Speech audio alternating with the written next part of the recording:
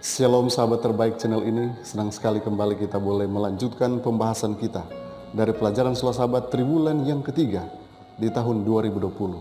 Dan saat ini kita masuk pelajaran yang kedua dengan judul Kesaksian yang Menyenangkan, Kuasa Kesaksian Pribadi. Ayat hafalannya diambil dari Kisah Para Rasul 4 ayat yang ke-20. Firman Tuhan berkata seperti ini. Sebab tidak mungkin bagi kami untuk tidak berkata-kata tentang apa yang telah kami lihat dan yang telah kami dengar. Mari kita tunduk kepala, kita berdoa. Bapa, terangi pikiran kami dengan kuasa Roh Kudus-Mu, agar ketika kami memperdalam akan kebenaran firman-Mu, kami boleh memahaminya dan kami boleh mempraktekannya dalam kehidupan kami. Di dalam nama Yesus Tuhan dan Juru Selamat kami. Amin. Saudaraku, saat ini kita sedang berbicara tentang bersaksi dan kita juga sedang membahas tentang kesaksian pribadi. Apakah kesaksian pribadi yang dialami oleh para rasul maupun kesaksian-kesaksian pribadi yang akan memicu kita untuk mau bersaksi bagi Yesus. Saudaraku, jika berbicara tentang kesaksian pribadi, apa itu kesaksian pribadi? Kesaksian pribadi itu adalah membagikan apa yang telah Yesus lakukan bagi hidup kita dan bagaimana Dia telah mengubahkan hidup kita dan bahkan mengubah hidup orang lain juga. Bukan hanya sampai di situ, tetapi kesaksian pribadi adalah memberitahu kepada orang lain tentang rahmat Allah yang luar biasa dan betapa bersyukurnya kita atas segala sesuatu yang Tuhan buat di dalam perjalanan iman kita. Kita akan ringkaskan pelajaran kita dengan 5 poin penting. Yang pertama, saksi yang tidak mungkin. Kemudian, sukacita tanpa batas. Dan yang ketiga, tidak mungkin berdiam. Yang keempat, pertobatan setiap hari. Dan yang kelima, kesaksian pribadi yang penuh kuasa. Mari kita masuk pada poin yang pertama, yaitu saksi yang tidak mungkin. Markus pasal 5 ayat yang ke-20 berkata, orang itu pun pergilah dan mulai memberitakan di daerah Dekapolis segala apa yang telah diperbuat Yesus atas dirinya, dan mereka semua menjadi heran. Dekapolis ini adalah sekelompok dari 10 kota yang dekat dengan Danau Galilea. Kota-kota itu menyebarkan budaya Yunani Romawi, jadi bukan Yahudi. Ketika Yesus tiba, hanya ada seorang pria yang kerasukan yang menyambut Dia. Yesus membebaskan dia dari iblis yang menyiksanya. Pria itu kemudian dipulihkan secara fisik. Pria itu kemudian dipulihkan secara mental, bahkan emosional dan spiritual. Dan dia ingin tinggal bersama-sama dengan Yesus dalam pelayanan. Namun, Yesus memilih dia untuk menjadi misionaris pertama. Misinya sederhana, untuk memberitahu orang lain tentang apa yang Yesus telah lakukan bagi dirinya. Dan berkat kesaksiannya, saudaraku, dalam Markus pasal yang ke-8 mencatat, beberapa bulan kemudian banyak orang yang berkumpul dan mendengarkan Yesus. Saudara, sungguh luar biasa, kesaksian yang tidak mungkin. Tuhan menggunakan seorang yang kerasukan setan untuk menyaksikan akan perbuatan-perbuatan ajaib dari Yesus sendiri. Puji Tuhan, saudaraku, karena Yesus menggunakan apa adanya. Yesus menggunakan segala sesuatu yang bagi kita tidak mungkin, dan itu bisa menjadi saksi yang berkuasa, saksi yang sungguh luar biasa. Kemudian poin yang kedua, sukacita tanpa batas. Markus pasal 16 ayat yang ke-10 berkata, lalu perempuan itu pergi memberitahukan kepada mereka yang selalu mengiringi Yesus dan yang pada waktu itu sedang berkabung dan menangis. Saudara, pada hari Minggu Kebangkitan, Maria menukar kesedihan dengan suatu kebahagiaan. Dia gantikan tangisannya dengan sukacita. Dia gantikan keputusasaannya dengan satu harapan. Dia bertemu dengan Yesus pada hari itu. Dan itu membuat dia sangat bersemangat. Dan dia tidak dapat menahan lagi semangatnya ini, sehingga dia berlari dan dia beritahu semua orang tentang kabar baik. Saudara, kita juga harus berlari dalam berbagai pengalaman iman setelah kita bertemu dengan Yesus. Karena kabar baik layak untuk dibagikan. Namun saudaraku, Ketika Maria mau memberitakan kabar baik ini, tidak seorang pun yang percaya kepadanya. Tapi pada akhirnya mereka juga segera percaya dengan perkataannya. Saudara, ketika kita dengan menggebu-gebu mau sampaikan kabar baik kepada dunia, ingat saudaraku, akan ada juga yang tidak menerima kita. Bahkan banyak yang tidak percaya dengan perkataan kita. Tetapi kita yakini kuasa Roh Kudus akan bekerja dan pada akhirnya akan meyakinkan mereka juga tentang kabar baik yang sementara dibawa oleh umat-umat Tuhan.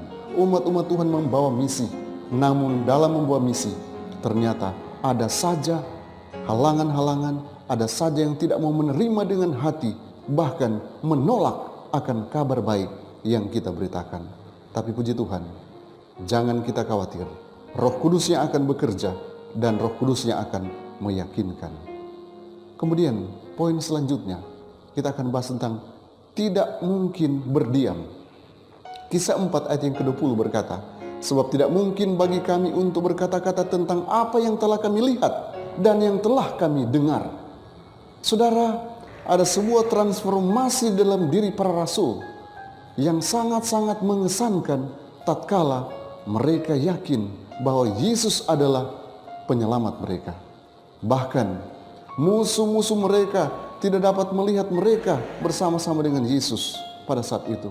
Tapi puji Tuhan saudaraku, Petrus yang tadinya adalah seorang yang percaya diri, percaya kepada dirinya sendiri, ada perubahan yang terjadi dalam dirinya, yaitu dia menjadi anak Tuhan yang bergantung sepenuhnya hanya kepada Yesus saja. Kemudian Yohanes yang disebut dengan anak guru, dia menjadi rasul yang penuh kasih. Bahkan Thomas yang skeptis, yang tidak percaya dengan Yesus yang sudah bangkit, dia menjadi seorang yang percaya. Ada perubahan yang terjadi, ada perubahan yang luar biasa terjadi tatkala mereka menyaksikan akan Yesus. Tidak mungkin saudaraku bagi orang-orang ini untuk berdiam diri tatkala mereka merasakan sentuhan daripada kasih Kristus yang sungguh luar biasa, sehingga dalam diri mereka penuh semangat yang berapi-api dan mereka kemudian menyaksikan Yesus. Bahkan dalam Kisah pasal 4 ayat 20 tadi, tidak mungkin bagi kami untuk tidak berkata-kata tentang apa yang kami lihat dan apa yang kami dengar. Saudara, jika motivasi ini ada dalam diri saudara, ketika saudara menerima kebenaran, ketika saudara menerima Yesus sebagai Tuhan dan Juru Selamat pribadi yang sudah mengubahkan hidup Anda pasti memiliki semangat yang sama. Oh, saya tidak mungkin tidak berkata-kata tentang Yesus yang sudah mengubah hidup saya. Tidak mungkin bagi saya untuk tidak berkata-kata, untuk tidak menyampaikan kabar selamat ini kepada banyak orang. Karena Yesus sudah mengubah hidup saya. Yesus sudah mengubah hidup saya dan saudara. Karena itu, kita perlu membagikan pengalaman-pengalaman iman itu kepada sesama kita. Puji Tuhan saudaraku, jika ini yang menjadi komitmen kita. Dan poin selanjutnya ialah pertobatan setiap hari. Galatia 2 ayat yang ke-20 berkata, namun aku hidup, tetapi bukan aku sendiri lagi yang hidup, melainkan Kristus yang hidup di dalam aku. Dan hidupku yang kuhidupi sekarang ini dalam daging adalah hidup oleh iman dalam Anak Allah yang telah mengasihi aku dan menyerahkan dirinya untuk aku. Inilah pernyataan yang sungguh luar biasa dari seorang rasul terbesar sesudah Yesus, yaitu Rasul Paulus. Pertobatan Paulus adalah salah satu yang paling menakjubkan. Penglihatannya tentang Yesus yang bangkit memicu perubahan secara radikal di dalam hidupnya. Dan saat dia membagikan kesaksiannya, dia tidak hanya berbicara tentang perubahan yang terjadi pada saat itu atau terjadi hanya sekali saja, tetapi dia mau menjelaskan bahwa perubahan perlu terjadi setiap saat, perlu terjadi setiap hari, perlu terjadi setiap waktu. 1 Korintus pasal 15 ayat yang ke-31. Allah merindukan juga saya dan saudara ketika mau bersaksi bagi dia. Bukan hanya sekali kita bersaksi, tetapi ingatlah bahwa Yesus sudah mati bagi kita, dan haruslah kematian Yesus memicu kita untuk bersaksi, dan terus menyaksikan kebenaran. Jangan pernah berhenti untuk bersaksi, karena bersaksi kita sedang berbicara tentang Allah kepada mereka, bukan tentang kita berbicara kepada mereka, tapi kita sedang berbicara tentang Allah yang hidup, yang sudah memberkati kita. Bersaksi adalah membagikan pengampunan yang tanpa batas yang Allah berikan kepada saya dan saudara. Saudaraku, sungguh luar biasa kasih karunia Tuhan yang bisa mengubahkan hidup saya dan saudara. Saudara, poin selanjutnya ialah satu kesaksian pribadi yang penuh kuasa. Ini masih pengalaman Rasul Paulus. Kisah pasal 26 ayat yang ke-28 berkata, "Jawab Agripa, hampir-hampir saja kau yakinkan aku menjadi orang Kristen." Saudaraku, sungguh luar biasa. Herodes Agripa II, dia dibesarkan di Roma di bawah perlindungan Kaisar Claudius. Dan dia diberi pelajaran-pelajaran yang sungguh berharga di dalam kerajaannya. Dia juga diberikan kerajaan kecil, yaitu Kalkis, dan diperintahkan untuk mengawas secara khusus, mengawas bait suci. Nah, dia menunjukkan kepada orang-orang bahwa dia juga mengikuti tradisi Yahudi. Ketika Paulus menunjukkan kebaikan kepada gubernur yang skeptis ini, dia berterima kasih kepada Agripa karena sudah memberikan kesempatan bagi dia untuk membagikan kesaksiannya. Ketika Paulus berpidato, dia terhenti. Ketika Paulus terhenti sejenak, dia memberikan sebuah seruan kepada Agripa. "Percayakah engkau?" Dan inilah jawaban yang diberikan oleh Agripa. "Hampir-hampir kau yakinkan aku menjadi orang Kristen." Oleh karena pengaruh yang dibuat oleh Rasul Paulus. Saudaraku, apa yang telah dilakukan Allah dalam hidup kita dapat menyebabkan dampak yang kuat kepada orang lain. Bahkan kita dapat menunjukkan kepada mereka seperti apa menerima Yesus dan ditebus. Dan kita juga dapat menuntun mereka untuk menjadi anak-anak Tuhan yang berserah penuh hanya kepada Yesus, yang adalah sumber segala sesuatu. Saudaraku, inilah beberapa kesaksian penting yang paling tidak boleh memicu semangat kita untuk tidak akan pernah berhenti bersaksi dan bersaksi bagi Yesus. Di dalam buku Counsels on Health, halaman 32, pena inspirasi berkata seperti ini: "Semua yang telah mengecap firman yang baik dari Allah dan karunia-karunia dunia yang akan datang memiliki pekerjaan yang harus dilakukan bagi mereka yang ada di rumah mereka dan di antara tetangga mereka. Injil keselamatan harus diberitakan kepada orang lain.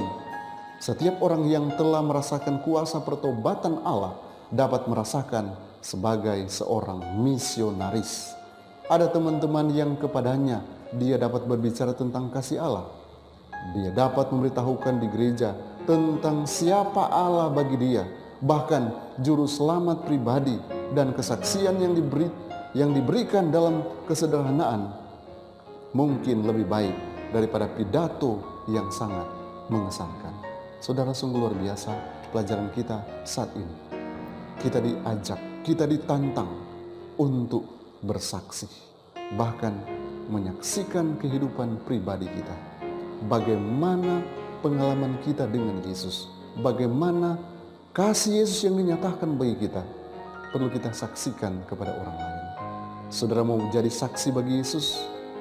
Anda adalah saksinya, dan Anda perlu menyaksikan diri Anda secara pribadi kepada orang lain. Karena kuasa kesaksian pribadi akan bisa mengubahkan hati yang mengeras boleh menjadi hati yang mau menerima akan kebenaran. Kiranya Tuhan memberkati kita, dan biarlah ini boleh menjadi berkat bagi kita semua. Dan pelajaran ini akan motivasi kita untuk tetap bersaksi dan terus bersaksi bagi Yesus. Mari kita berdoa. Bapa di sorga, kiranya Engkau akan yakinkan kami untuk tetap kepada kebenaran firman-Mu. Biarlah firman kebenaran ini akan mengubah hidup kami menjadi saksi bagi Yesus. Dalam nama Yesus, amin. Kiranya Tuhan memberkati kita semua. Dan bila saudara merasa ini bisa menjadi berkat bagi saudara, saudara boleh bagikan itu kepada sesama. Dan jangan lupa untuk senantiasa menjadi saksi bagi Yesus. Shalom.